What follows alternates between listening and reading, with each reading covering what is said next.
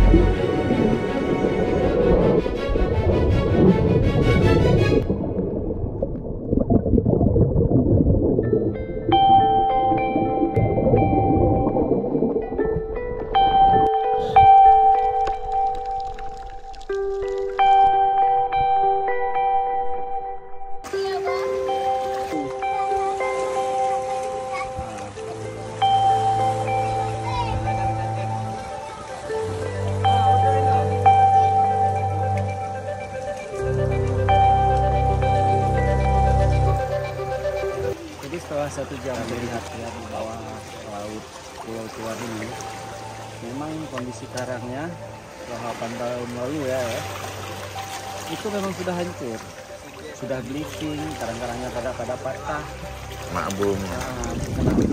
Ya, mungkin selama pandemi dan selama beberapa tahun yang lalu ini kurang ada perhatian untuk kawasan ini. Mungkin ke depannya kita berharap dari pemerintah, baik pihak swasta dan apa, untuk bersama-sama lah kita bangun lagi Laut Aceh besar ini agar menjadi salah satu destinasi wisata di sini selain Sabang. Oke.